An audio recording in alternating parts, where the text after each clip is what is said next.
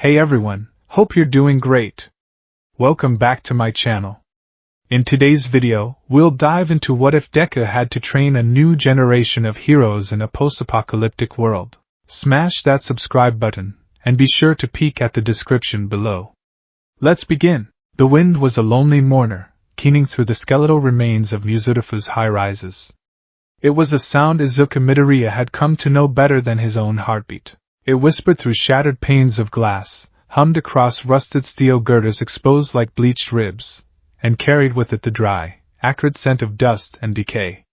20 years. 20 years since the sky had burned, since the heroes had fallen, since the world had cracked down the middle.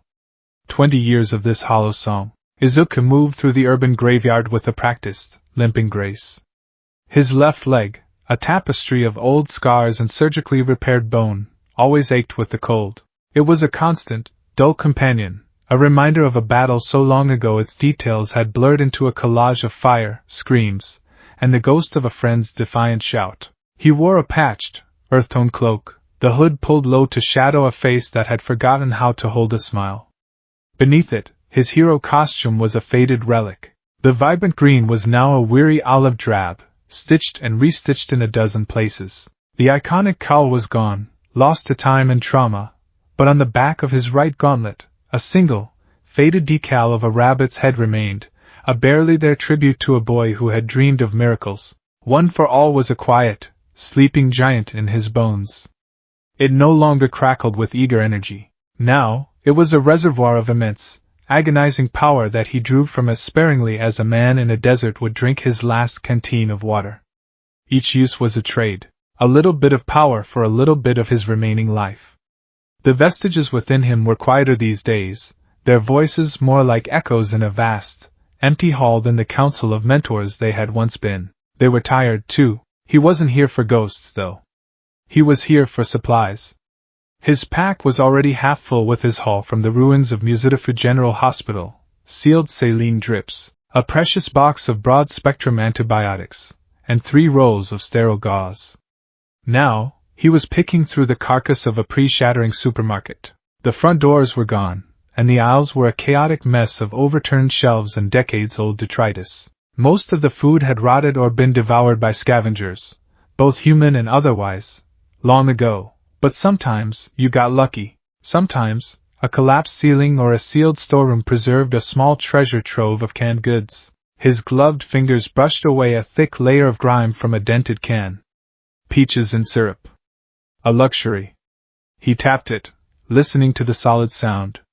No swelling, no hiss. Good. He tucked it into his pack, the small weight a minor victory. It was a world of minor victories. A working water filter. A dry place to sleep. A day without having to fight. Danger sense. It wasn't a jolt, not anymore. After 20 years, it was less a piercing alarm and more like a change in atmospheric pressure. A low thrum at the base of his skull that told him something was fundamentally wrong. He froze, his body going utterly still, his breathing shallow. He strained his ears, listening past the wind's mournful song. There. A scream. High-pitched, terrified, and abruptly cut off. It was followed by a guttural, inhuman shriek that scraped at the silence. The old instincts, buried under layers of scar tissue and cynicism, flared to life. The boy who had thrown himself at a slime villain without a quirk was still in there, chained but not dead. Izuku straightened up, the ache in his leg a familiar protest. He adjusted the pack on his shoulders and moved towards the sound, his footsteps making no noise on the debris-strewn floor. He slipped out of the supermarket and into the canyon of a ruined street, using the husks of rusted vehicles for cover. He peered around the edge of an overturned bus. In the center of what was once a bustling intersection, a small family, a man, a woman, and a young boy, were backed against the crumbling facade of a department store.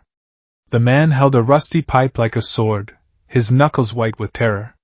The woman clutched their son, her body a trembling shield. Their aggressor was a product of the post-shattering world. The locals called them gutter WIRMS. It was a grotesque mutation, a horrifying fusion of centipede and reptile, nearly 10 feet long. Its segmented body was covered in dull, chitinous plates, and dozens of spindly legs propelled it forward with an unnatural, skittering motion. Its head was a reptilian nightmare with multiple black, unblinking eyes and a maw that unhinged to drip a viscous, steaming fluid onto the cracked asphalt. It was this acidic spittle that had likely dissolved the family's handcart, its contents, blankets and a few meager supplies, now a smoking ruin on the ground. The gutter WYRM let out another shriek, a sound like tearing metal, and lunged. Izuku didn't think. He acted. The sleeping giant in his limbs awoke. Green lightning, faint and flickering like a dying fluorescent bulb, traced lines across his arms. "One for all, 8%. He whispered, the words a prayer and a curse. The pain was immediate, a familiar chorus of angry hornets swarming in his joints. He ignored it. He used float, not to soar, but to push off the ground with silent, explosive force, clearing the distance in a single bound. He landed atop the bus, his reinforced boots barely making a sound. The creature, focused on its prey, hadn't noticed him. Perfect. He drew a deep, ragged breath. He couldn't afford a full-power smash. It would cripple him for days, maybe permanently. But he didn't need to obliterate it. He just needed to disable it. He focused the power into his right arm, the familiar green energy swirling, more controlled and contained than it had ever been in his youth. The muscles in his arm and back screamed in protest. Delaware smash. He flicked his fingers. It wasn't a hurricane. It was a scalpel. A compressed ball of air, barely visible to the naked eye, shot forward and struck the gutter WYRM directly on its head. The impact produced a sickening, wet crack. The creature's charge faltered, its head snapping to the side as it was thrown off balance, screeching in pain and confusion. It stumbled, crashing into the side of a building, disoriented. Izuku was already moving again. He dropped from the bus, landing in a crouch that sent a jolt of agony up his bad leg. He pushed through it. As the gutter WYRM tried to right itself, he was on it. Black Whip, no longer wild, untamable tendrils, shot from his arm as two sleek, dark cords. They weren't for binding the whole creature. That would take too much energy. They were precise. One wrapped around its upper foreleg, the other around its neck. He pulled, using the creature's own weight and momentum against it, and slammed its head into the pavement. The chitin cracked. A tremor ran through its long body, and then it was still. Silence returned, broken only by the wind and the shuddering sobs of the family. Izuku stood over the dead beast, his breath coming in harsh, labored gasps. The 8% had been brief, but the cost was already being paid. His arm throbbed with a deep, pulsing ache. He turned to the family. They stared at him, their eyes wide with a mixture of terror and awe. The man had dropped his pipe. "The Ember," the woman whispered, her voice trembling. It's really you." Izuku offered no smile, no reassuring catchphrase. The age for that was over. "Its acid can eat through leather," he said, his voice raspy from disuse. "Stay clear of the carcass. There will be others, drawn by the smell. You should move on. Now." The man fumbled for words. "Thank you? We have nothing to offer you." "I don't need anything," Izuku cut him off, his tone flat, not unkind, but devoid of warmth. He was already turning away, pulling his hood lower. "Just survive. That's enough." He didn't wait for another reply. He merged back into the shadows of the alleyways, the pain in his leg a fierce, biting reminder of his limitations. He was the symbol of embers, a ghost story parents told their children to give them a sliver of hope in the dark. A flicker of the old world. But embers were the last stage of a fire, the slow, inexorable process of turning to ash. He was just trying to keep from being snuffed out before the sun came up. If it ever would. He continued his patrol, the encounter leaving a sour taste in his mouth. It wasn't the violence. He was long past being shaken by that. It was the hope in the woman's eyes. That was the most dangerous thing in this broken world. Hope made you careless. Hope made you believe in saviors, and he knew, with a certainty that was etched into every scar on his body, that there were no saviors left. Danger sense flared again. This time, it was different. Colder. It wasn't the primal threat of a beast. It was the residue of human cruelty. The scent of spilled blood and fear hung in the air, a metallic tang that coated the back of his throat. He followed the feeling, his hand resting on the hilt of the combat knife sheathed at his belt. He found the source in a small, sheltered plaza tucked between two collapsed office buildings. It had been a camp. A small, desperate attempt at civilization. A handcart, much like the one the family had lost, was overturned, its wheels bent at an unnatural angle. Blankets, a child's worn stuffed animal, and pathetic personal belongings were scattered across the ground as if a tornado had torn through. Dark, rusty stains painted the cracked concrete. It was a raid. The work of scrappers, warlords, cannibals, opportunistic gangs that preyed on the weak. They were the children of the shattering, those who believed that quirks made them kings in a world of paupers. Izuku did a slow, careful sweep of the perimeter. His eyes, trained by 2 decades of survival, missed nothing. The boot prints in the dust, heavy military style, the empty casings from a pre-shattering firearm. The scene told a grim, simple story of brutality and theft. He felt a familiar, weary anger settle in his gut. He had been too late. Again, he was about to move on, to commit this place to the long list of failures he carried, when he heard it. A sound so small the wind almost stole it away. A stifled sob. He froze. His head snapped toward a pile of rubble and rusted metal sheeting that had once been a bus stop.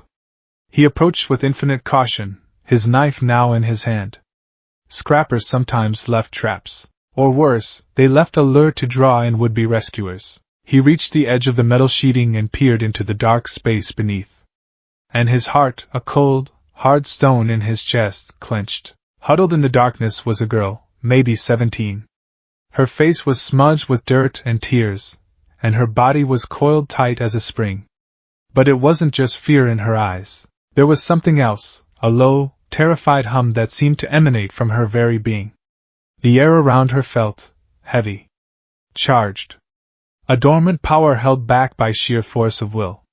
This was Sora. Before he could speak, a voice, sharp and cold as a shard of glass, cut through the air from his left. "One more step and I'll put this through your eye." Izuku turned his head slowly. Leaning against a collapsed wall, almost invisible in the gloom, was another girl. She was younger, maybe 16, with dark, piercing eyes that held no fear, only a defiant, bottomless contempt. In her hand she held a long, sharpened piece of rebar, and she held it with the kind of familiarity that meant she knew how to use it.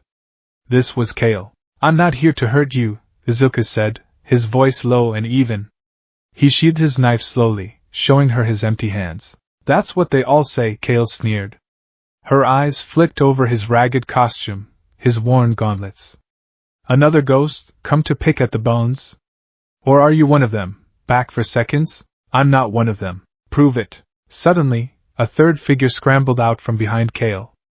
A boy younger still, perhaps 15, with a mess of dirt-blonde hair and wide, terrified eyes. But as his gaze fell on Izuku, the terror was eclipsed by something else. A flicker of disbelief, of impossible recognition. He stared at the faded rabbit head decal on Izuku's gauntlet, then at the scarred, weary face under the hood. "No way!" the boy breathed, his voice cracking. He took a hesitant step forward.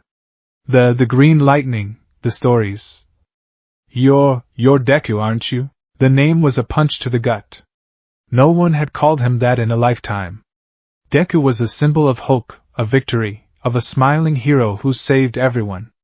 That hero was dead. He was buried under 20 years of blood and dust. Before Izuku could answer, Kale grabbed the boy's arm, yanking him back. "Ren, shut up. Don't you know stories are just lies we tell ourselves so we can sleep at night? There are no heroes." "But Kale, look at him," Ren insisted, his voice filled with a desperate, childish faith that was utterly out of place in this world. "He's real." The charged debate was cut short by a new sound. The guttural roar of a badly tuned engine, growing closer. Headlights cut through the gloom at the far end of the street, illuminating swirling dust motes. A ramshackle truck, its chassis bolted with scrap metal plates and spikes, rumbled toward the plaza. "Scrappers." Kale's face went pale. Ren let out a soft cry of terror. The girl in the rubble, Sora, curled into an even tighter ball, a low whimper escaping her lips. Izuku's posture changed in an instant. The weary scavenger vanished, replaced by the pro-hero. His body settled into a low, ready stance. The transformation was so absolute that even Kale fell silent, her eyes widening slightly. "Get back! All of you," he commanded. His voice was no longer raspy or flat. It was steel. "Stay in the shadows. Don't move, don't make a sound. No matter what you see." He didn't wait for their compliance. He melted back into the deeper shadows of a collapsed archway, becoming just another part of the ruin. The truck screeched to a halt, and 3 men jumped out. They were walking caricatures of post-apocalyptic savagery. They wore piecemeal armor of leather and scrap, and their faces were cruel and brutish. The leader, a hulking man with a jagged scar across his face, laughed. "See? Told ya," he grunted to his companions. "The boss said scavs were spotted here. Figured they'd have a camp. Looks like we missed the party, but maybe they left some scraps. Let's check the rubble, Jork," another one said, brandishing a club with nails hammered through the end. "Sometimes they hide the good stuff." They fanned out, their boots crunching on the debris. One of them headed directly for the bus stop where Sora was hiding. Izuku knew he couldn't wait. He couldn't risk a prolonged fight or a stray shot hitting the kids. This had to be fast. Clinical. He let the scrapper get within 10 feet of Sora's hiding spot. Then he moved. There was no flash of green lightning, no shouted attack name. One moment, the shadows were empty. The next, Izuku was there. He used a flicker of black whip, a single, dark tendril that shot out and wrapped around the man's ankle. A sharp tug, and the scrapper was pulled off his feet, his head connecting with the concrete with a dull thud. He was unconscious before his club hit the ground. One down. The other 2 spun around, their eyes wide with shock. "What the?" Izuku was already closing the distance to the second one. The man swung his weapon wildly. Izuku ducked under the clumsy arc, his movements fluid and economical. He drove the heel of his palm into the man's solar plexus. The air rushed out of the scrapper's lungs in a choked gasp, and he crumpled, gagging. 2 down. The leader, Jork, was momentarily stunned, but he was bigger and seemed to have a flicker more intelligence than his grunts. He roared and charged, his own quirk activating. His skin hardened, taking on the gray, bumpy texture of rock. A common, low-grade hardening quirk. Izuku didn't try to punch through it. That was a fool's game, a waste of energy. Instead, as Jork swung a massive, rocky fist, Izuku sidestepped, letting the blow slam into the wall beside him, showering them with concrete dust. In that brief opening, Izuku acted. He didn't use a smash. He used a memory. A memory of Gran Torino's ricocheting movements, of Mirio's incredible ability to predict and phase. He dropped low, spun on his heel, and slammed his steel-toed boot into the back of Jork's untransformed knee. Bone and cartilage crunched. Jork screamed, a high-pitched sound of pure agony, and his leg buckled. His quirk flickered and died as his concentration broke. As he fell, Izuku delivered a precise, chopping blow to the side of his neck. Jork's eyes rolled back in his head, and he collapsed in a heap. 3 down. The entire engagement had lasted less than 10 seconds. The silence that followed was absolute. Izuku stood in the center of the plaza, his chest rising and falling heavily. The short burst of controlled, precise action had cost him. His leg was screaming, a firestorm of nerve endings. His right arm felt like it was full of ground glass. He leaned against the wall, catching his breath, the pain a grim tax he had to pay for every act of heroism. From the shadows, 3 pairs of eyes watched him.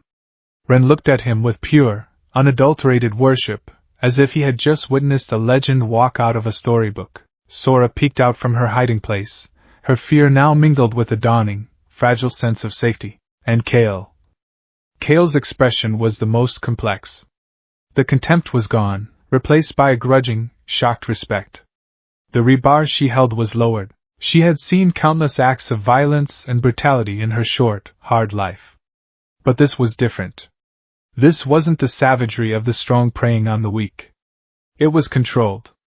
It was efficient. It was protective. She was looking at something she thought had gone extinct. Izuku pushed himself off the wall, his body aching. He looked at the 3 of them, these orphaned children of a broken age. He saw their fear, their trauma, and beneath it all, a flicker of something else: resilience. Potential. He thought of the antibiotics in his pack. He thought of the fortified walls he had spent years building. He thought of the empty bunks in the old 1A dormitory. He had built a sanctuary, a fortress to keep the horrors of the world out. He had intended it to be his tomb, a place to stand his lonely watch until the end. But maybe he had been building an ark all along. "You can't stay here," he said, his voice returning to its weary, pragmatic tone. "The scrappers would wake up. Or their boss would send more. This place was compromised.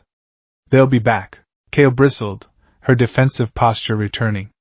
"We'll manage. We always have." "No," Izuku said, his gaze firm. "You won't. Not this time." He looked from Kale's defiant scowl to Ren's hopeful face, to Sora's trembling form. They were survivors, yes, but they were also just children. And he was, whether he liked it or not, the last hero. His duty hadn't ended at the shattering. It had just changed. He took a deep breath, the decision settling in his soul with the weight of a mountain. "I have a place. It's safe. There's food. Walls. You can come with me." Ren looked like he might burst with joy. "Really? You mean it?" Kale narrowed her eyes, suspicion warring with the undeniable logic of his offer. "Why? Why would you help us? What do you want?" It was a fair question in a world where every act of kindness had a price tag.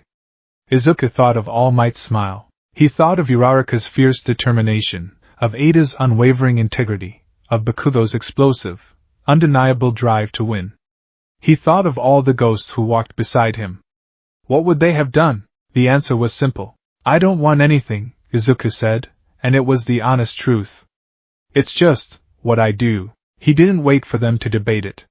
He turned and started walking, his limp more pronounced now. He didn't look back to see if they were following. He knew they would. They had no other choice. They walked in silence as the bruised, purple twilight deepened into night. Ren trailed him closely, as if afraid the hero might vanish back into legend. Kale kept her distance, walking parallel to them, her hand never far from the rebar tucked into her belt. Sora followed last, a ghost in their wake, her eyes fixed on the ground. For an hour, they navigated the treacherous, silent streets. Finally, they crested a low hill. Before them, silhouetted against the stardusted sky, was a sight that made all three teenagers stop in their tracks. It was a fortress, built upon the bones of a familiar, impossible structure. Two massive, blocky buildings, scarred and damaged but still standing, formed the core. They were the iconic dormitories of UA. High. A high, formidable wall of scrap metal, reinforced concrete, and salvaged vehicles encircled the entire campus. Watchtowers stood at the corners, dark and silent. A single, massive gate, fashioned from the armored plating of a military transport, was the only visible entrance. Greenery, wild and untamed in some places but deliberately cultivated in others, clung to the walls and filled the courtyard within, a defiant splash of life in the gray world. This was the bastion. The last stronghold of a forgotten ideal. Izuku stopped at the crest of the hill and finally looked back at the three youths. Their faces, illuminated by the faint starlight, were a perfect portrait of their new reality. Awe, suspicion, and a fragile, terrifying flicker of hope. "Welcome," Izuku Midoriya said, his voice carrying on the cold night air, to what's left of UA. He had brought them to his home, his fortress, his tomb. He didn't know it yet, but he had also just brought them to their first day of school. The last hero had just found his first students. The gate was a masterpiece of desperate engineering. Forged from the armored hull of a derelict military transport, it stood a solid 20 feet high, its surface a patchwork of welded steel plates and reinforced crossbeams. It looked less like a gate and more like a section of a battleship's hull that had been repurposed by a giant with a welding torch. As Izuku and the three teenagers approached, the sheer, monolithic scale of it seemed to suck the sound from the air, leaving only the whisper of the wind. Ren stared, his mouth slightly agape, his gaze tracing the lines of rust and repair. "It's huge," he breathed, the word wholly inadequate. Kale's reaction was more pragmatic. Her eyes, sharp and analytical, scanned the top of the wall, noting the glint of sharpened rebar stakes and the dark, unmoving shapes that might have been automated defenses, long since inert. To her, this wasn't a sanctuary, it was a prison. A well-built one, but a cage all the same. Sora, trailing behind them all, simply flinched, pulling her arms around herself as if the towering walls were physically pressing in on her. Izuku moved to a small, armored panel set into the concrete beside the gate. He wiped a layer of grime from its surface, revealing a keypad and a palm scanner. His gloved handprint was rejected with a curt electronic buzz. With a sigh that seemed to carry the weight of years, he pulled off his right gauntlet. The hand beneath was a ruin. A road map of pale, crisscrossing scars covered his skin, and 2 of his fingers were bent at an unnatural angle, relics of a break that had never quite healed right. But the kid's eyes were drawn to the back of his hand, where thick, ropey scars formed a lightning-like pattern, glowing with a faint, sickly green light in the gloom. It was the mark of one for all's toll, a physical manifestation of the power that was slowly, inexorably consuming him. He pressed his scarred palm to the scanner. This time, a soft, affirmative chime echoed in the silence. With a deep, groaning shudder that vibrated through the ground, the massive gate began to slide sideways, revealing the world within. The air inside the bastion was different. The scent of dust and decay was still present, but it was overlaid with the smell of damp earth, wood smoke, and something clean, almost antiseptic. The courtyard they stepped into was a stark, breathtaking contradiction. On one side, rubble was piled high, the skeletal remains of a collapsed section of the main school building, vines and resilient weeds crawling over it in a slow, green conquest. On the other, however, was order. Paths had been cleared and laid with flat paving stones. A small, carefully tended vegetable patch flourished near a deep well that had been dug in the center of the courtyard. Dominating the space was the silent, sentinel form of a 0-point robot from the UA entrance exam. It was a titan of a bygone era, now immobilized and rusted, its head tilted as if in perpetual confusion at the world that had grown up around it. Moss clung to its joints, and a family of birds had nested in its gaping, silent mouth. Yet, it wasn't just a piece of debris. A ladder had been affixed to its side, leading up to a small, covered platform on its shoulder. A lookout post. Everything here had a purpose. Ren approached the silent giant, his hand outstretched as if to touch a holy relic. This is one of the originals," he whispered, his voice thick with awe. "My grandfather, he used to tell me stories about these. About the day heroes were born. It's a monument to a world that got itself killed." Kale muttered from beside him, her arms crossed. Her gaze was fixed on the empty eye sockets of the robot. "A big, stupid toy that couldn't stop the end of the world. It's useless. It keeps the rain off our seed supply," Izuku said, his voice flat. He gestured for them to follow him toward the main building, the structure that had once been the 1A Alliance Heights dormitory. "Everything has a use, or it becomes scrap. Learn that. It's the first rule of survival." They passed through the main doors, which had been replaced with heavy, reinforced steel. The entryway hall was cavernous and cold. The cheerful, welcoming atmosphere Izuku remembered was a ghost. But there, hanging on the far wall, was a sight that made him pause, as it always did. A massive banner, tattered and faded. The fabric was torn, and a dark stain marred one corner, but the word emblazoned across it was still legible, still defiant. Plus Ultra. He ran a hand over his tired face. He remembered being a boy, standing in this very hall, looking at that same banner. His heart had been a sun, ready to explode with hope and determination. He was surrounded by friends, by rivals, by the promise of a limitless future. Now, the only thing that felt limitless was the silence. "Come on," he said, his voice a little thicker than before. "You'll need a place to sleep." He led them through the common room. The once plush sofas were now covered in patched burlap, their springs groaning in protest. The large television screen was a blank, cracked eye. The kitchen area was meticulously clean, but the appliances were all dead. In their place sat a wood-fired stove, its chimney snaking up through a hole punched in the ceiling. It was a space designed for function, not comfort. Survival, not living. The rooms upstairs have bunks. They're clean.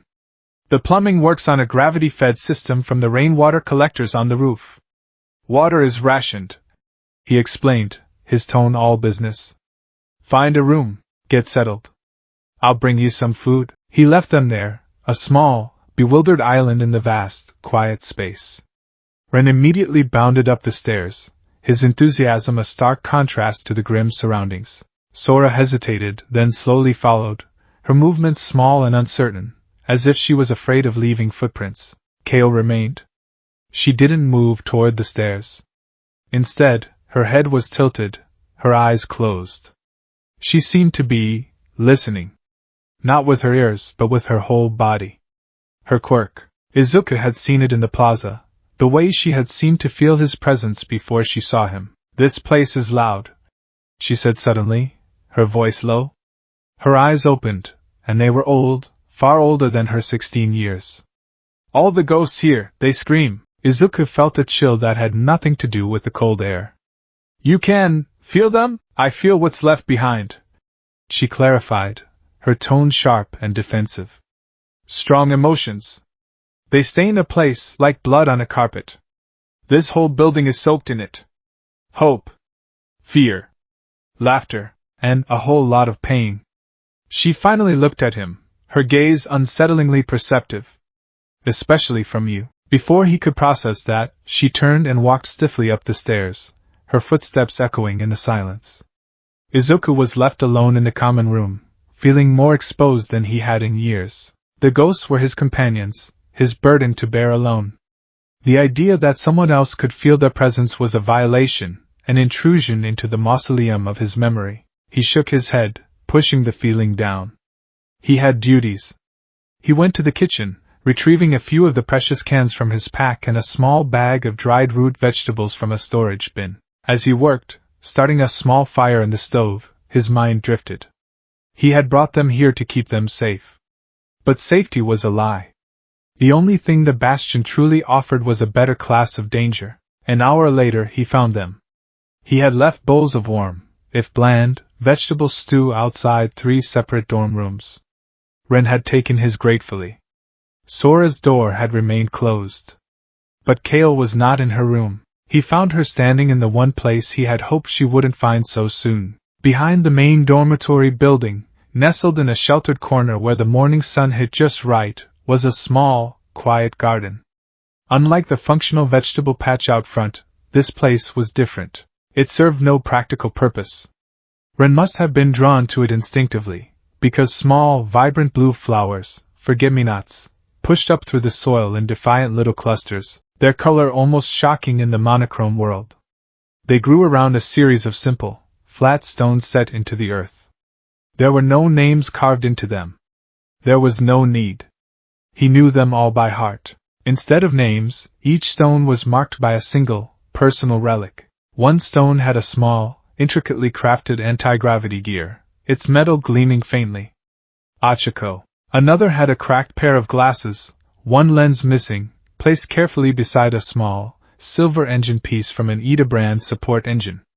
Tenya. A dozen other stones bore similar, heartbreaking markers. A scrap of toughened, red fabric. A bird-shaped mask. A length of white scarf. And then there was the one Kale was standing in front of. The stone was larger than the others, set slightly apart.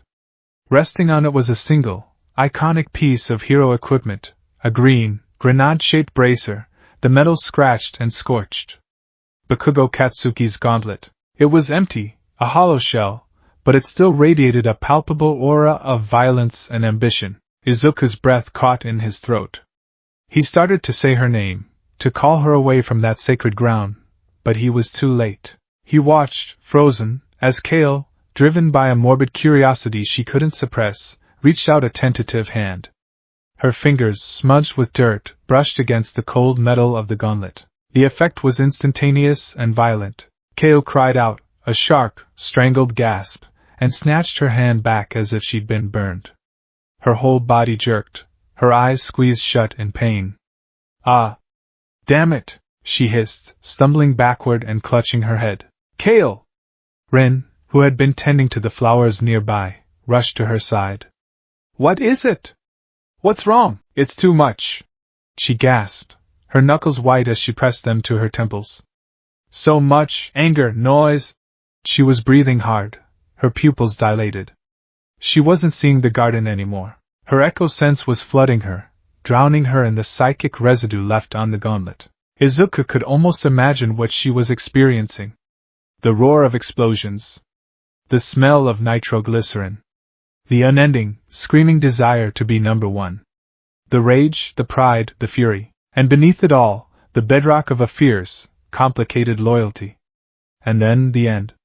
A flash of blinding pain, a final, defiant shout swallowed by the roar of the shattering. A psychic tidal wave of raw, unfiltered Katsuki Bakugo. It was a miracle it hadn't knocked her unconscious. She finally focused, her wild eyes landing on Izuku as he stood at the edge of the garden. The pain in her expression curdled into pure, unadulterated fury. She pointed a trembling finger at him, not at the grave. You! She snarled, her voice shaking with the phantom emotions of the dead. You did this! You built a garden for your failures. Ren looked horrified. Kale, don't! He's a hero! He saved us! He saved nothing! She shot back, taking a step toward Izuku, her body radiating a righteous anger that was only partially her own. I can feel it. All of them. They fought, they screamed, they burned. And for what? For this? A pile of rocks and some broken toys in the middle of nowhere? She strode past the graves, her hands sweeping out to encompass the whole of the bastion. All your friends died. Your world fell apart. Everything you swore to protect is gone. It's all just dust and monsters now. So you tell me, she demanded, her voice rising to a raw shout. What makes you think you can build anything better? This isn't a fortress of hope. It's a museum, a monument to how spectacularly the Age of Heroes failed. The accusation hung in the cold air, sharp and glittering as a shard of ice. Ren was speechless, his face pale with shock at her sacrilege. Sora, who had crept out to see what the shouting was about, shrank back into a doorway, her own fear resonating with the raw, violent emotions pouring off Kale. Izuku stood motionless, letting her words wash over him. The old Izuku, the boy, would have been crushed.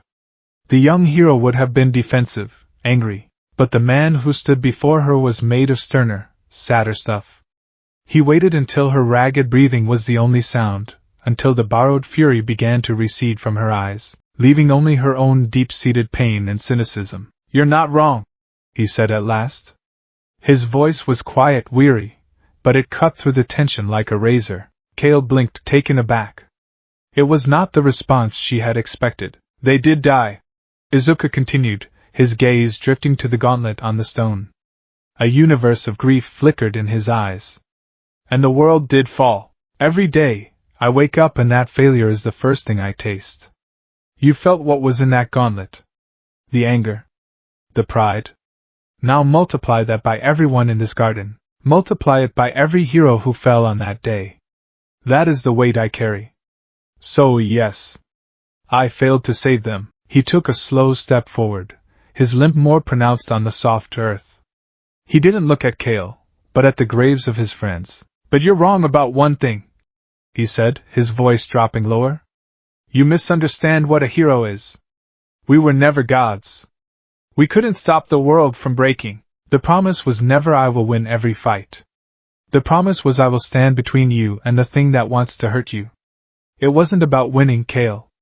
It was never about winning. He finally turned his gaze to her, and for the first time, she saw the full, crushing weight of 20 years of survival in his eyes. It was about standing up. So that others didn't have to. It was about taking the hit, drawing the fire, being the shield. We were the wall. And a wall's purpose isn't to win. It's to stand. It stands so that the people behind it have a chance to live. To love. To build. To be safe, even for a little while. He gestured to the graves again, but his expression had changed. It was no longer just grief.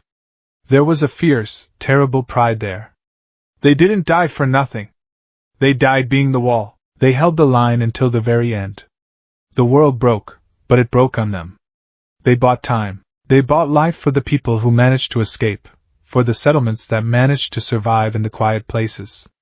They bought a future, even if it's a shadow of what it was supposed to be. He looked from the graves to the three of them, Kale, frozen by his words, Rin, listening with rapt attention, Sora, peeking from the doorway. My failure wasn't that I couldn't win, he said, his voice raw with conviction.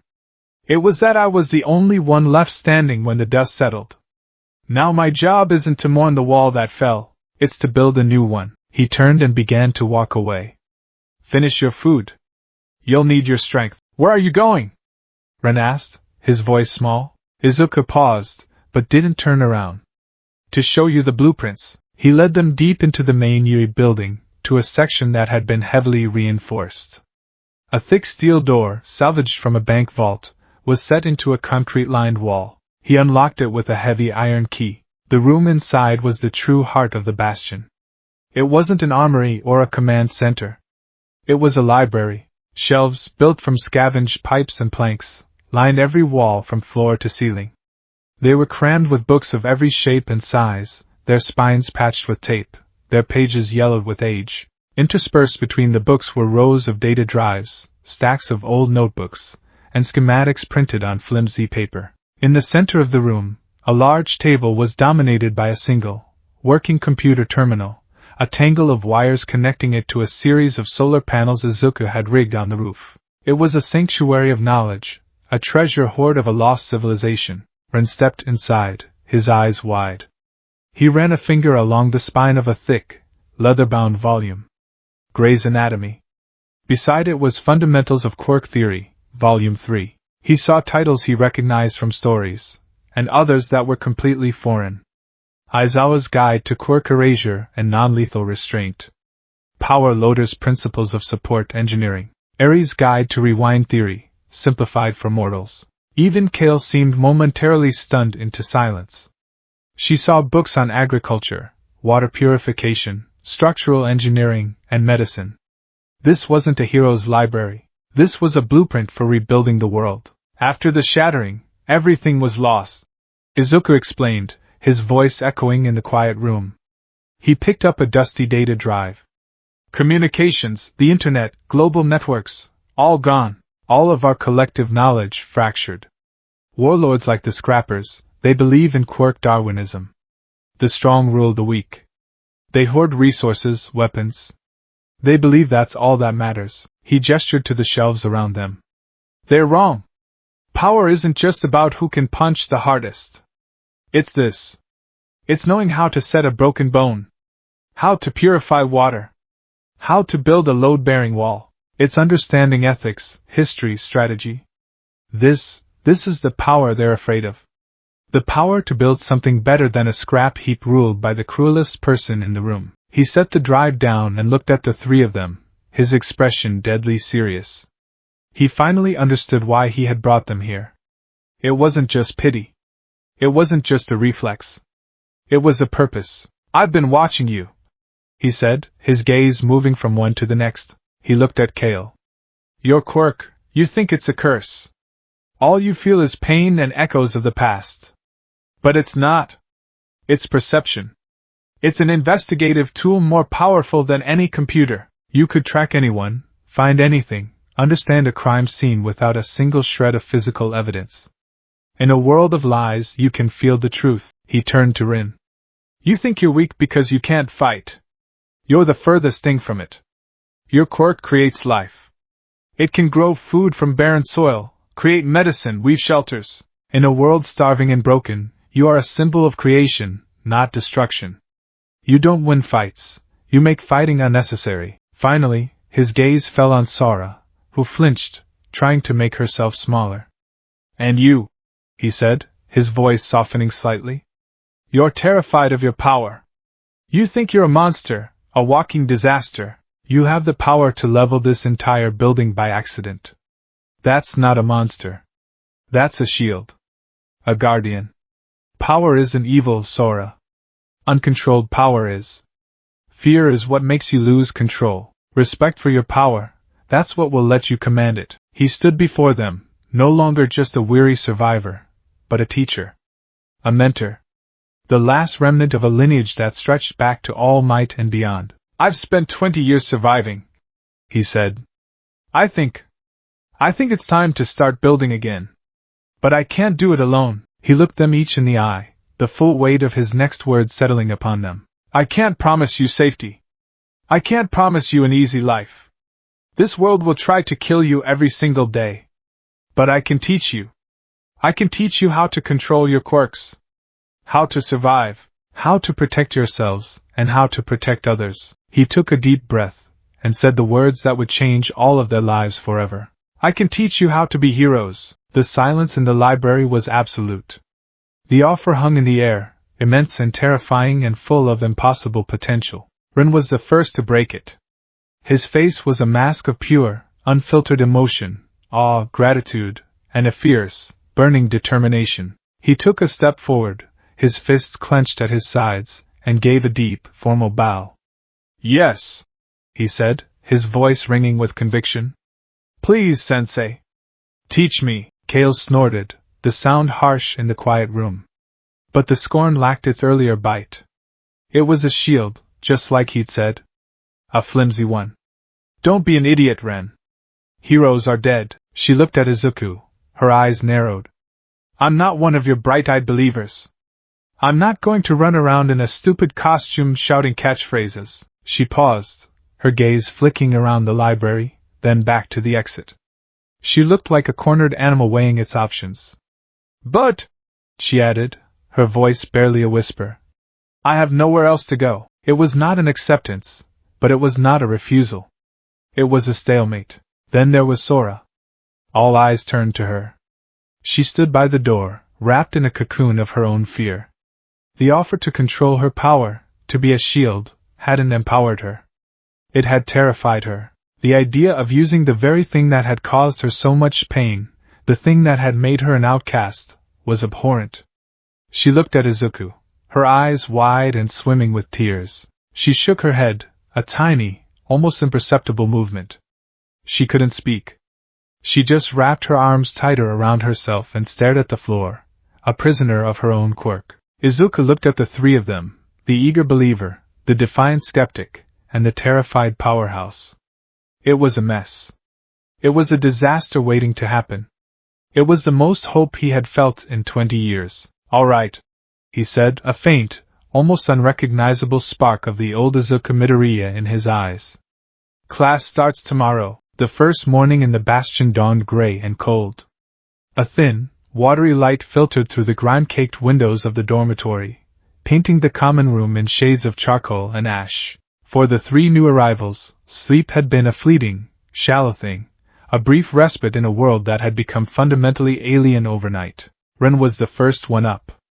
He moved with a quiet, nervous energy, his idealism warring with the stark reality of his surroundings. He found the rationed water, drank his share, and explored the common room with the reverence of a pilgrim in a ruined cathedral. He touched the patched sofas, ran a hand over the cold, dead television screen, and imagined what this place must have been like in the before times. He pictured it bustling with teenagers his age, laughing, arguing, their biggest concern a pop quiz or who ate the last pudding cup.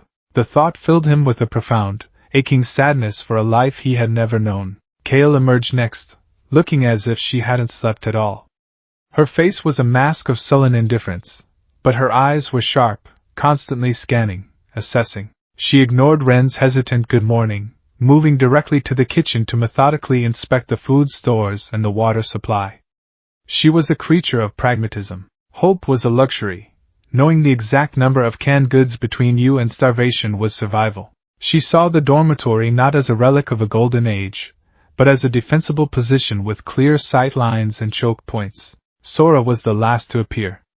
She crept down the stairs like a frightened mouse, her movements so silent she barely seemed to disturb the dust motes dancing in the weak light. She avoided eye contact with the others, taking a small portion of water and retreating to the farthest, darkest corner of the room, curling into herself on the floor. She was a ghost haunting the edges of their small, fractured group. When Izuku entered the common room, the quiet, tense tableau snapped into focus. He was no longer the weary scavenger from the day before. He had tried to reclaim a piece of his past. He wore a cleaner, though still faded, version of his costume, the support gauntlets on his arms polished to a dull sheen. His hair was damp, and he stood straighter, the limp less pronounced. He was trying to project an aura of authority, of purpose. He was trying to be a teacher. Good. You're all awake, he said, his voice a little too loud in the quiet room. It had the stilted, formal tone of a man trying to remember how to perform a long-forgotten role. Eat. We have work to do. Your training begins today. Ren's eyes lit up. Kale merely grunted in response, not looking up from her inspection of a dried bean. Sora flinched at the word training and seemed to shrink even further into the shadows. The breakfast was a silent, joyless affair, a thin, watery porridge made from ground root vegetables. As they ate, Izuku felt a pang of nostalgia so sharp it was like a physical blow. He remembered the chaos of the 1A kitchen, Bakugo screaming about spices, Sato baking a mountain of cakes, the easy camaraderie. He was trying to resurrect a ghost, to play act a life that no longer existed. He pushed the feeling down. This wasn't about nostalgia. This was about necessity. Follow me, he commanded once they had finished. He led them out of the dormitory and across the courtyard, past the silent 0-point robot. Their destination was another relic of the past, the skeletal remains of Jim Gamma. Its roof was long gone, a collapsed tangle of steel beams open to the sky. The high-tech, modular walls that Cementos had once manipulated with such ease were now just crumbling, static slabs of concrete. But the floor was relatively clear, and it was large.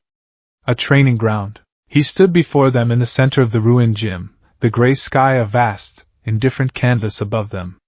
In my first year at UA, he began, his voice echoing slightly. My homeroom teacher, Shota Aizawa, gave us a quirk apprehension test on the very first day. It was a way to gauge our potential, to see the raw capabilities we possessed. It was a benchmark. He looked at the three of them, the eager idealist, the defiant skeptic, the terrified powerhouse. He saw them not as they were, but as he wanted them to be, students.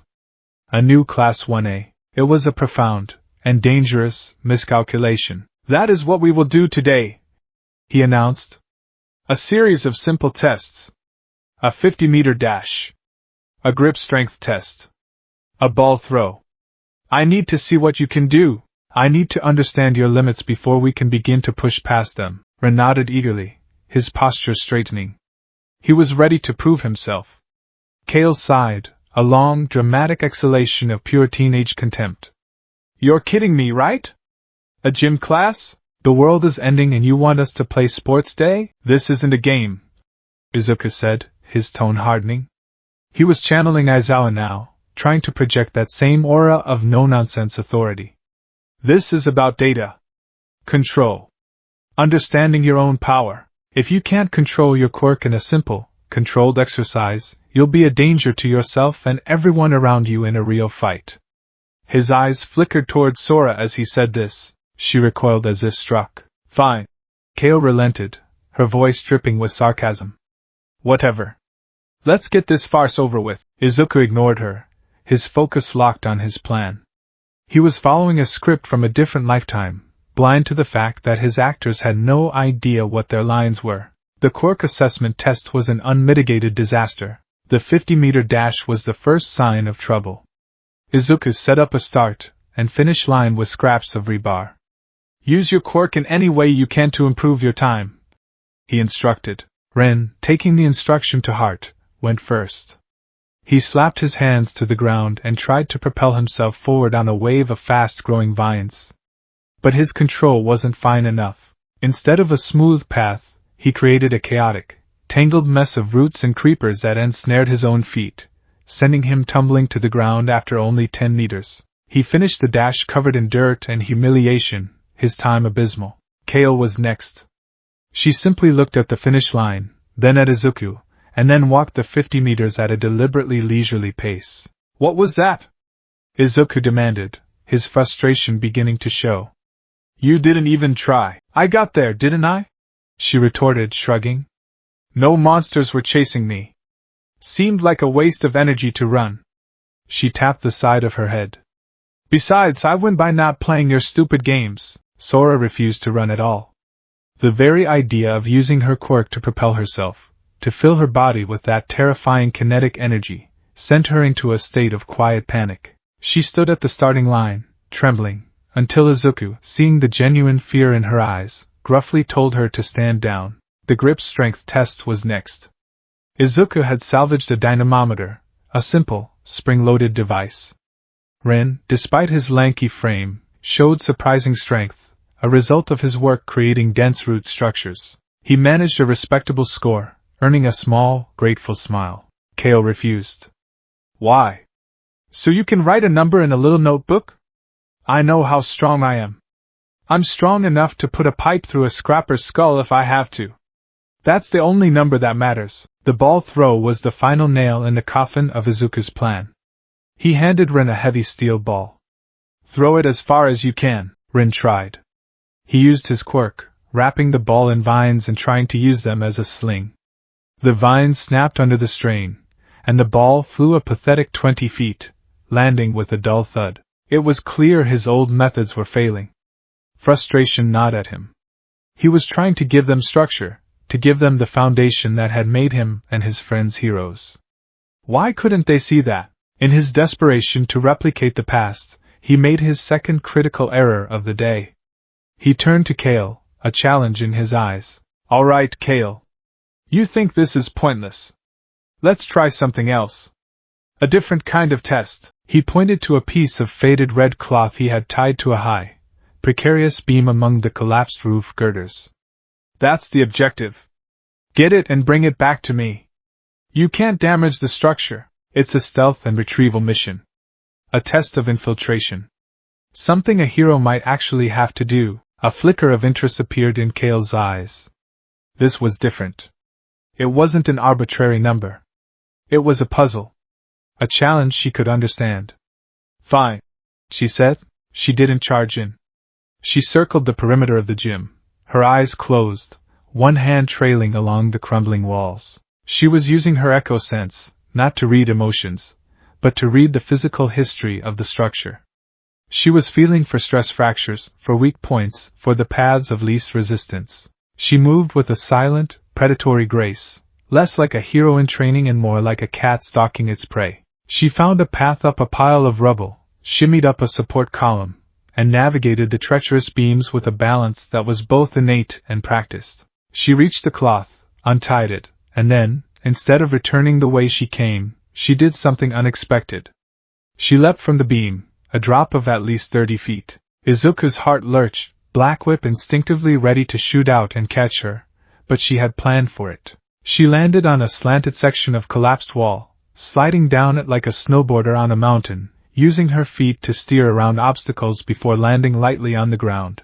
She walked up to Izuku and tossed the red cloth at his feet. Done, she said, a smug, triumphant look on her face. My way. No rules. No stupid scores. Just the objective. See? Teamwork is a liability. It just slows you down. Her success, her blatant dismissal of his entire philosophy, was the final straw for Izuku's fraying patience. His frustration boiled over. He had failed with Ren, been stonewalled by Sora, and now Kale had thrown his entire lesson back in his face. He was losing control. And in that moment, he stopped being a teacher and became a drill sergeant. He turned his full attention to the one student who had yet to perform, his voice hard as iron. Sora, the girl flinched as if he had shouted. Your turn, he said, his tone leaving no room for argument. We're not leaving this gym until I see what your quirk can do. He walked over and picked up a heavy, cantaloupe-sized piece of concrete rubble. He held it in his hand, his expression grim. I'm going to throw this at you, he said, the words sounding harsh even to his own ears. Your quirk absorbs kinetic energy. So absorb it. Catch the rock, absorb the impact, and then release the energy. A simple, controlled pulse. Show me you can do it. Ren's eyes went wide with alarm. Sensei, I don't think. Stay out of this, run. Izuku snapped, his gaze locked on Sora. Sora was shaking her head, her breath coming in ragged little whimpers. No, please. I can't. Yes, you can. Izuku insisted, his voice unrelenting. He was pushing her, trying to force a breakthrough, the way his own teachers had pushed him. He was trying to be All Might, throwing the baseball. He was trying to be Aizawa, using logical ruses. He was failing to be Izuku Midoriya, the person who understood fear better than anyone. Fear is what's holding you back. You have to face it. You have to control it. I can't control it, she finally shrieked, tears streaming down her face. It's not me. It just happens. Then make it you, he yelled back, his desperation making him cruel. He drew his arm back. Ready? He threw it. It wasn't a hard throw. It was a gentle underhand toss, a lob that was meant to be easy to catch, easy to absorb. But in Sora's terrified mind, it was an attack. It was every rock, every fist, every bit of shrapnel that had ever been directed at her. It was the confirmation of her deepest fear, that she was a target, a vessel for violence. Panic overrode everything else.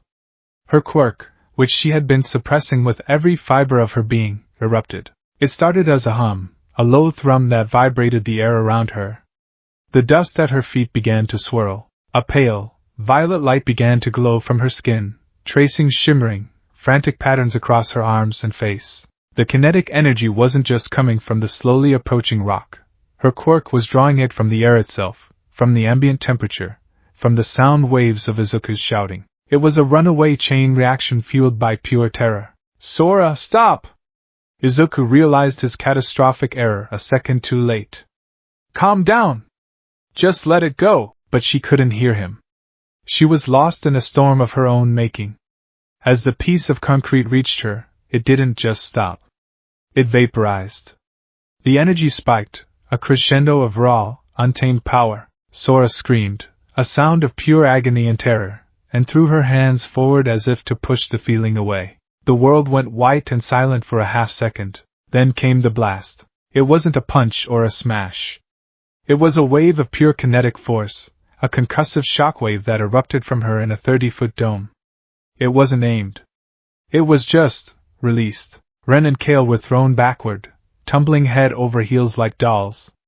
Izuku, closer and caught completely off guard, was lifted off his feet and slammed into the far wall of the gym. The impact knocked the wind out of him, and a shower of crumbling concrete rained down on him. But the worst of the blast went sideways.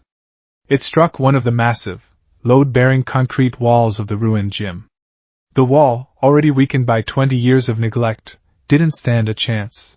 With a deafening groan of protesting rebar, a huge, 20-foot section of the wall simply disintegrated.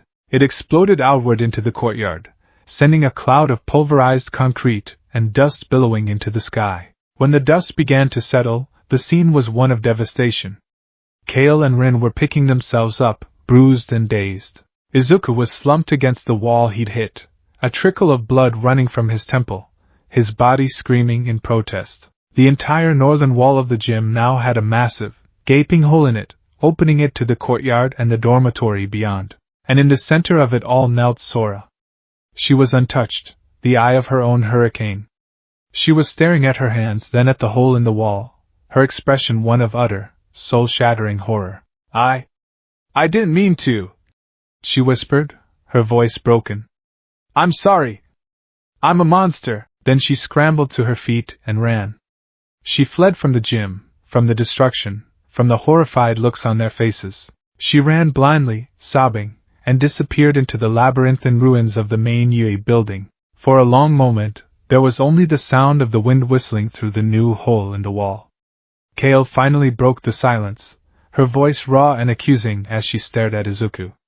Happy now, Sensei? You got your data. Izuku didn't answer. He just stared at the hole, at the proof of his utter, catastrophic failure.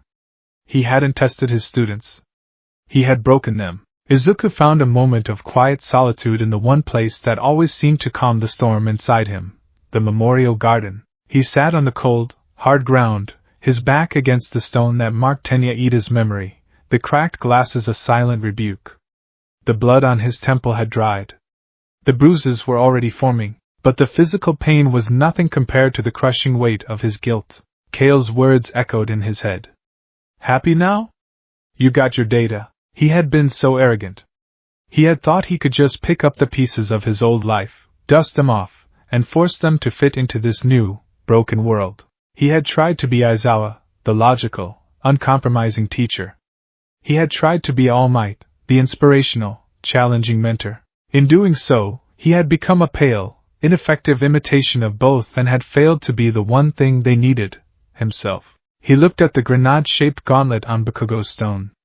What would Kakin say? He could almost hear the explosive, derisive shout. You're a damn idiot, Deku! You think these brats are like us? We were fighting for the #1 spot.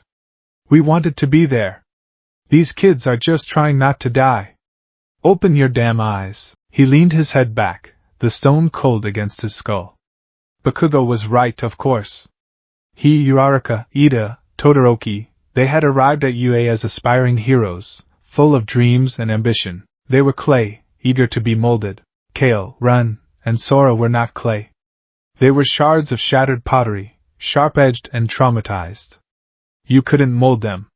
You had to carefully, patiently, piece them back together. He had demanded they conform to his world, his methods, his past. He had never once stopped to consider theirs. He had seen their quirks as tools to be measured and honed for combat, not as integral, often painful, parts of their identities. Kale's cynicism wasn't just an attitude. It was a survival mechanism forged in a world where trusting others got you killed. Her refusal to work in a team wasn't defiance. It was a deeply ingrained belief that relying on anyone was a fatal weakness. Ren's idealism wasn't naivete. It was a desperate attempt to find light in a world of suffocating darkness. His quirk wasn't weak. It was creative, life-giving, the very antithesis of the destruction that surrounded them. And Sora, he had treated her power like a weapon to be mastered, when all she had ever known it as was a curse that hurt people and drove them away. He hadn't tried to help her heal. He had tried to force her to pull a trigger she was terrified of. His actions hadn't just destroyed a wall. They had reinforced every single negative belief she had about herself. He had confirmed to her that she was, in fact, a monster.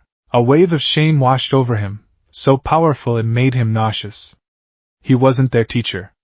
He was just another adult who had hurt them, another person who had failed to understand. He was the last pro-hero.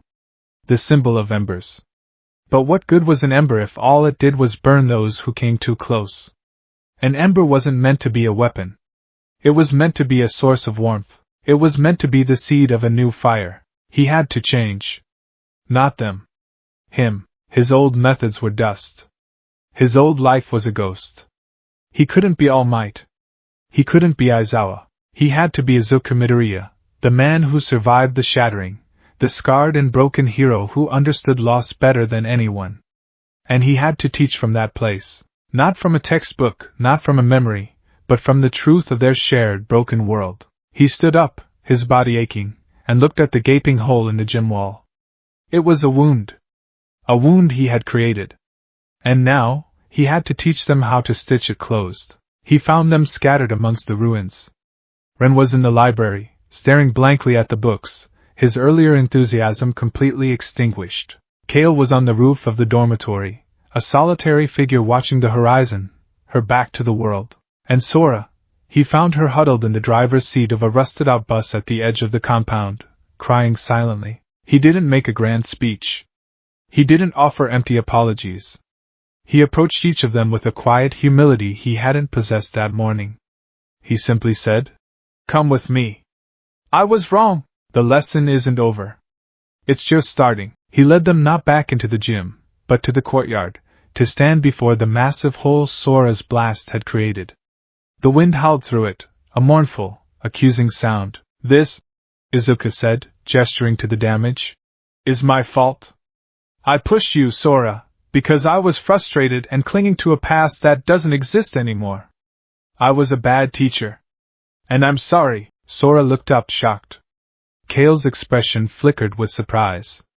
Ren just looked relieved. "The first lesson of heroics in this world isn't about throwing a ball or running fast," Izuku continued, his voice quiet but firm. "It's this." He kicked a piece of rubble. "It's about what you do after the destruction. Do you run from it? Or do you stay and rebuild?" He looked at the gaping wound in the wall. "This hole makes us vulnerable. It's a weakness in our defenses. Our foundational heroics training for today is not about combat. It's about fixing this wall." Together, he turned to Kale. "You have the best eyes here. Your quirk can feel the history of the structure. I need you on the wall. I need you to find the weak points, the stress fractures. Tell us where the foundation is solid and where it's about to crumble. You're not the scout. You're the structural engineer. You're the foreman of this operation. Kale's eyes widened slightly. He wasn't telling her to be a team player. He was giving her a position of authority, one that utilized her unique skills in a way she understood. He was respecting her, not commanding her. Next, he looked at Rin. Rin, we need mortar, we need binding. I've seen what your quirk can do. I need you to grow deep-rooting, powerful vines. Not to trap things, but to weave through the rubble we pile up, grow them through the cracks, use them to bind the new stones to the old foundation. You're not support. You're the glue that will hold this all together. Ren's face, which had been so downcast, slowly began to brighten. He wasn't being asked to fight. He was being asked to create, to mend. Finally, Izuku turned to Sora. He approached her slowly, his expression gentle. Sora, he said softly. I know you're scared. But there are pieces of rubble here too big for us to move by hand. He pointed to a massive slab of concrete. I'm not asking for a blast. I'm not asking for an explosion. I'm asking for a nudge. A push. I need you to look at that slab, and I need you to release just enough energy to shift it 1 inch to the left. A tiny pulse. The smallest one you can manage. Can you do that for me? She looked from the slab to him, her eyes full of fear. But this was different. He wasn't demanding power. He was asking for control. A tiny, manageable amount of control. She gave a hesitant, almost imperceptible nod, and so, the real lesson began.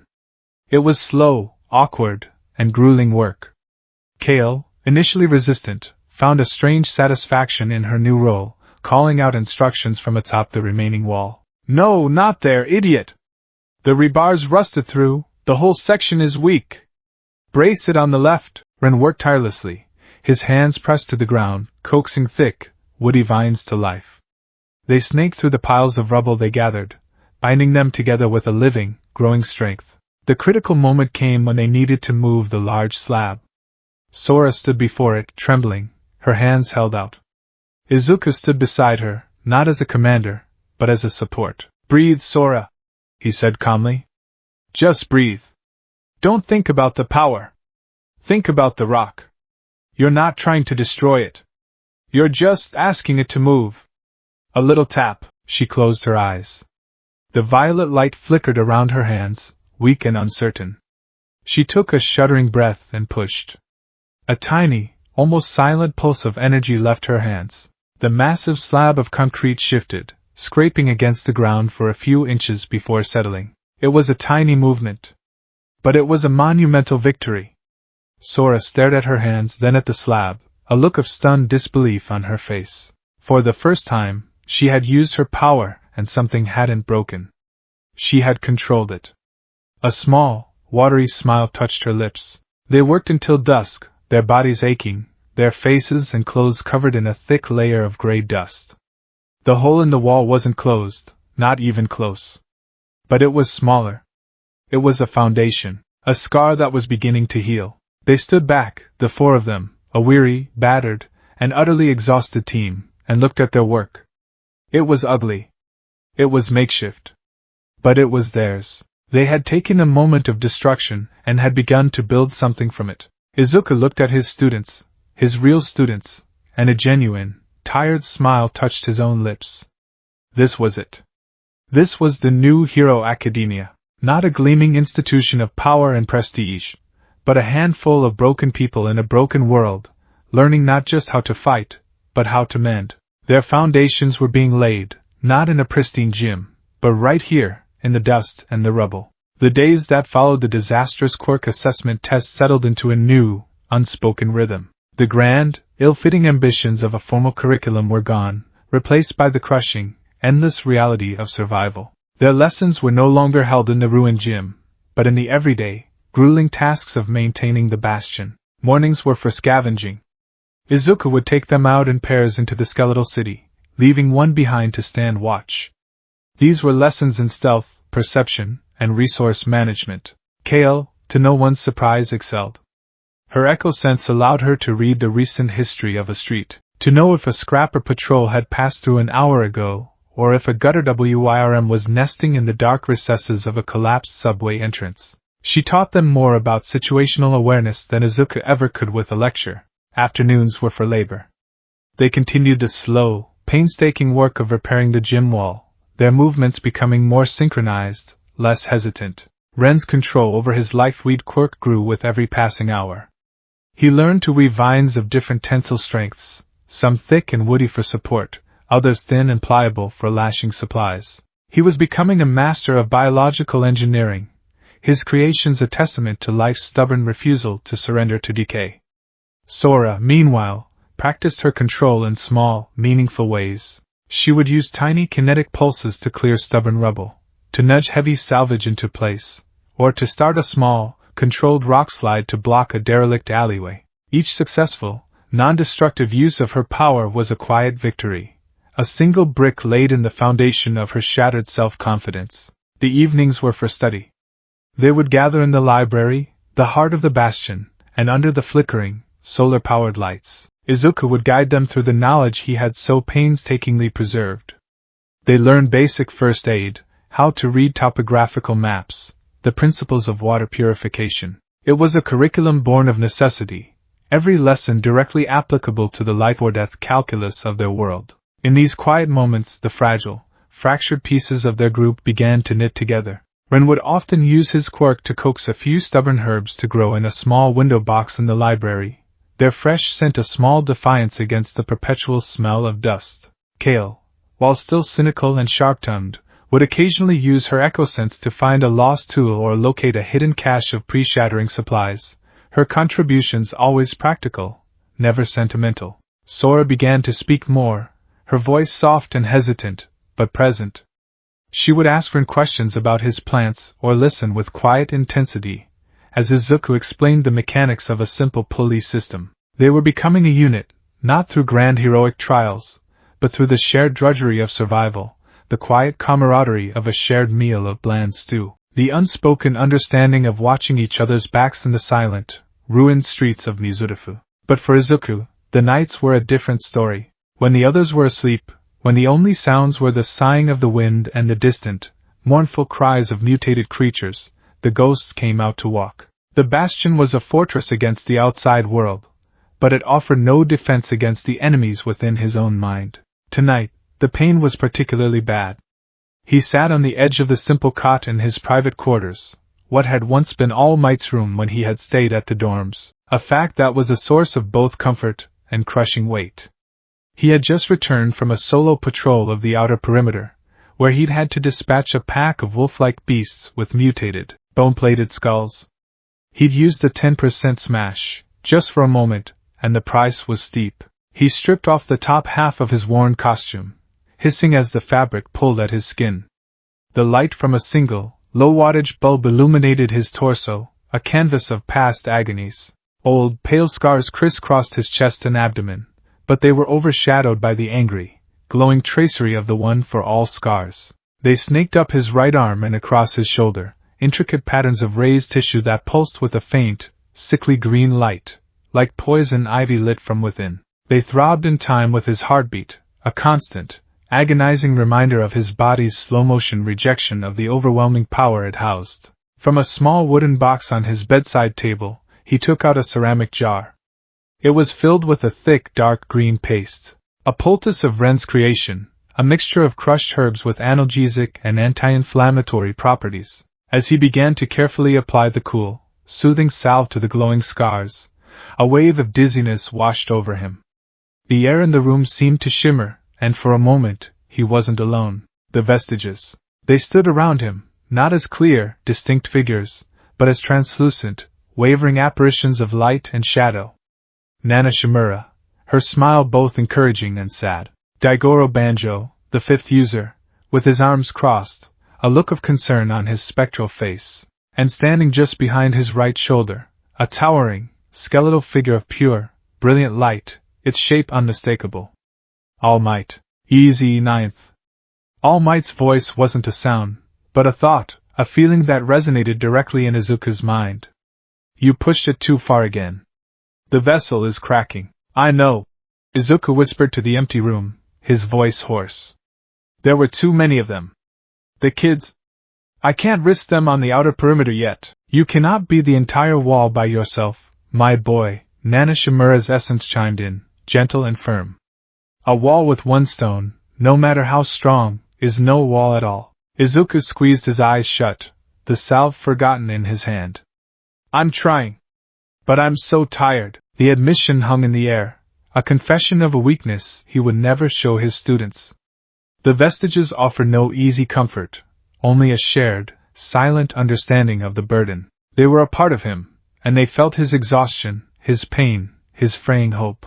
Slowly, their presence receded, the light fading, leaving him alone once more in the quiet room, the thrumming pain in his arm his only companion. He finished applying the salve and reached for the other object on his bedside table.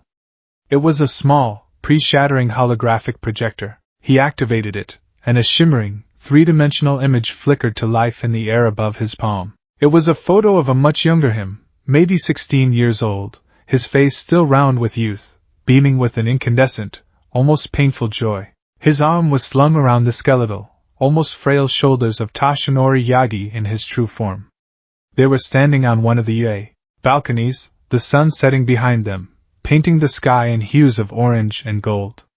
All Might was smiling, a tired but genuine smile, a look of immense pride in his eyes as he looked at his successor.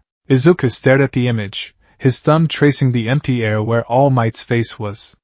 He remembered that day. It was after a particularly grueling training session, one where he had finally managed to master a new aspect of his power.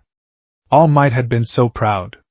He had told him, "You are not just my successor, my boy, you are my hope." The memory was a double-edged sword.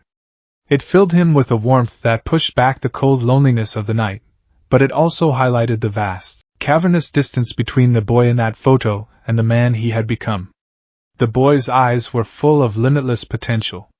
The man's were full of ghosts. He had carried the hope, but he had lost the joy. A soft knock on his door shattered the quiet moment. Izuku's head snapped up. He instinctively doused the hologram, the precious memory vanishing into the darkness. "Who is it?" he asked, his voice rough. Sensei?" It was Ren. I saw the light on. I was just wondering if you needed more of the healing salve." Izuku sighed, running a hand over his tired face. He pulled on a simple, threadbare shirt to cover his scars. "Come in." The door creaked open, and Ren slipped inside, holding another small jar of the green paste. He stopped just inside the room, his eyes wide as he took in the sparse, monastic quarters. There was nothing personal here, nothing to indicate the man who lived in it, save for the worn-out hero gear piled in one corner, and the small wooden box on the nightstand. I just thought, you were out on patrol for a long time," Ren stammered, his gaze falling to Izuku's right arm, where the shirt sleeve couldn't quite hide the edges of the angry red and green marks. "I'm fine," Izuku said, his tone clipped, a reflex to hide the vulnerability Ren had walked in on. "Thank you for the salve. You can leave it on the table." Ren nodded, but he didn't leave. He lingered by the door, wringing his hands, a question clearly burning on his tongue. Izuku sighed again, the fortress around his heart cracking just a little. The boy's concern was so genuine, so untainted by the cynicism of their world.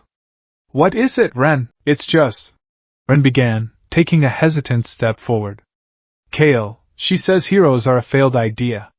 She says they couldn't stop the world from ending, so what was the point?" He looked up, his eyes earnest and searching. "But you, when you fight, you're like the stories my grandfather told me. A real hero. And you always talk about him.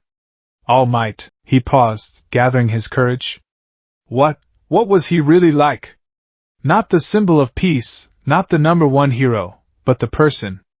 Was he really as great as the stories say?" The question was so simple, so pure. Ren wasn't asking about his power or his greatest battles.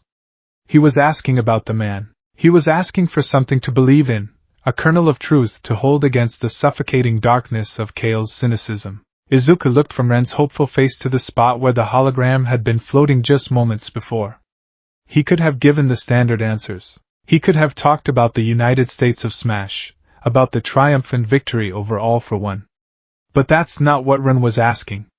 And it wasn't the answer the boy needed. He motioned for Rin to sit on the single, rickety wooden chair in the room. He was, Izuku said, his voice softer now, losing its hard edge. But maybe not in the ways the stories remember. He leaned back on his cot, the memories washing over him. Everyone remembers the smile. The big, booming laugh. The way he'd show up at the last second and make everything okay. And that was real, that feeling of safety he projected. It was the most powerful quirk he had. It was a shield for the whole world. He paused, a faint, sad smile touching his lips. But the things I remember most clearly, they're the small things. The things the cameras never saw. Ren leaned forward, his elbows on his knees, completely captivated. I remember one time, Izuku began, his voice taking on a faraway quality. We were walking through a quiet neighborhood. This was after his big fight, when he was already weak, spending most of his time as Tashinori Yagi. An old woman was standing in her yard crying. Her cat, a fat, grumpy-looking Persian, had climbed a massive ginkgo tree and was refusing to come down. She had called the fire department, but they were busy with a real emergency across town. Izuku chuckled, a dry, rusty sound. And here was All Might, the man who could level a city block, looking up at this fat cat. He just sighed, this long-suffering sound, and said, well, a citizen is in distress. He tried to coax it down. He made chirping noises. He promised it the finest tuna. The cat just hissed at him. So, he did the only thing he could do. He flew up and got it? Ren asked eagerly. No, Izuku said, shaking his head. He couldn't. He didn't have the strength for that anymore. So, he started climbing. This tall, skinny man, all sharp angles and bones, climbing a tree like a kid. It took him forever. He got scratched. He ripped his shirt. But he got to the top, tucked this ungrateful, angry ball of fluff under his arm, and climbed all the way back down. He looked at Rin, his eyes full of a warmth the boy had never seen there before. He handed the cat back to the old woman. She was so grateful she hugged him, not knowing she was hugging the symbol of peace. And as he walked away, covered in scratches and bits of leaf, he just looked at me and said, with a completely straight face, no mission is too small when you're a hero, my boy. And then he sneezed, because it turned out he was allergic. Ren let out a small, surprised laugh. The image was so incongruous, so wonderfully human. That's the man he was. Izuku continued, his voice thick with emotion. He was kind. He was goofy. He was stubborn. He felt the weight of the world on his shoulders every single day, but he never, ever let it stop him from helping the person right in front of him. Whether it was a supervillain or a cat in a tree, the symbol was important, yes. The smashes were necessary. But his greatness, it was in his heart. It was in his refusal to ever give up on anyone. The story hung in the air between them, a small, perfect jewel of a memory. It was a story about kindness, about humility, about a quiet, everyday heroism that was more profound and more achievable than any city-leveling punch. It was the answer Rin needed. It was proof that Kale was wrong. A hero wasn't just someone who won.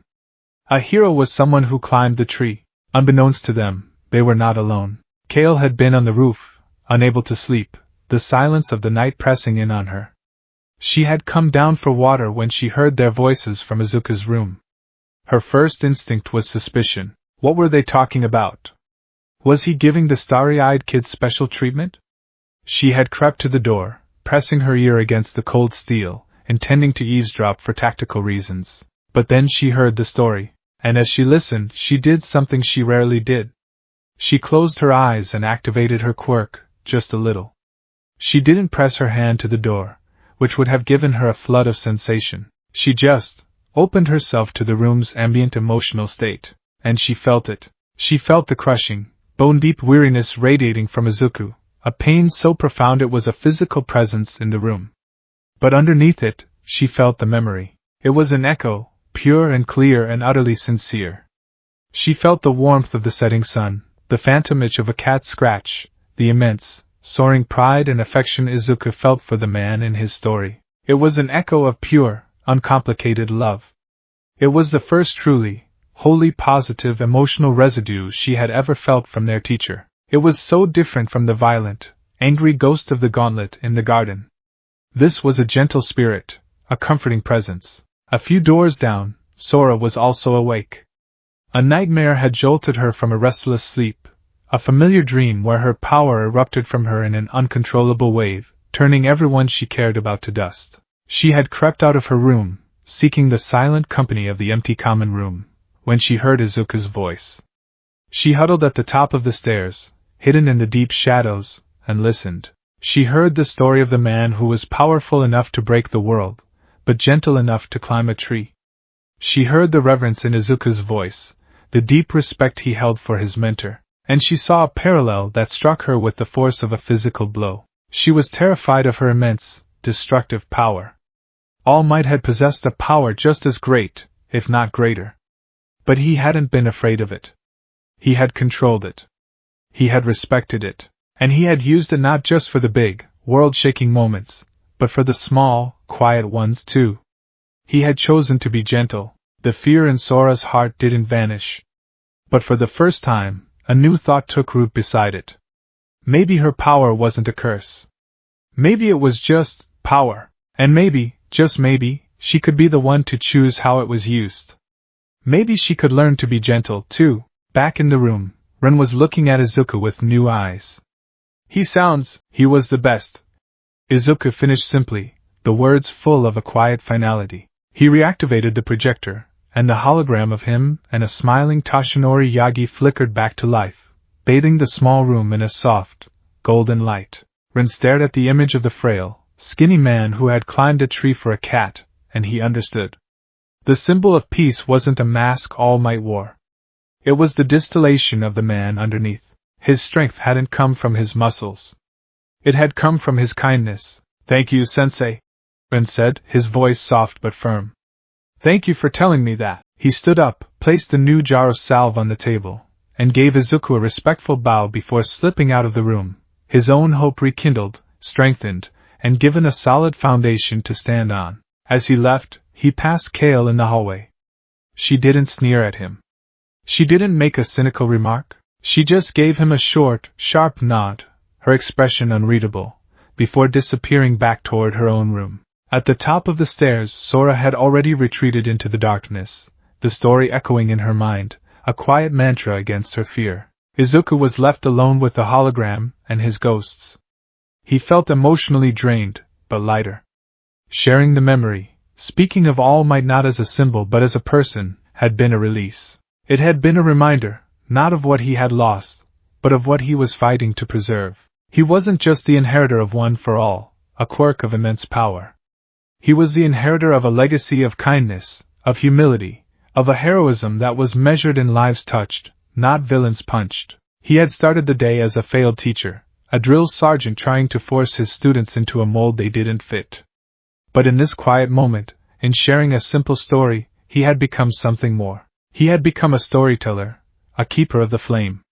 He had given Rin a reason to believe, he had shown Kale a truth beyond her cynicism, and he had given Sora a model for control. He had taught them more in the last 10 minutes than he had in the past week of grueling labor. He looked at the hologram one last time, at the smiling face of his mentor. "I'm trying, Master," he thought. "I'm trying to be the kind of hero who climbs the tree." And for the first time in a long, long time, when he finally lay down to sleep, the ghosts were quiet.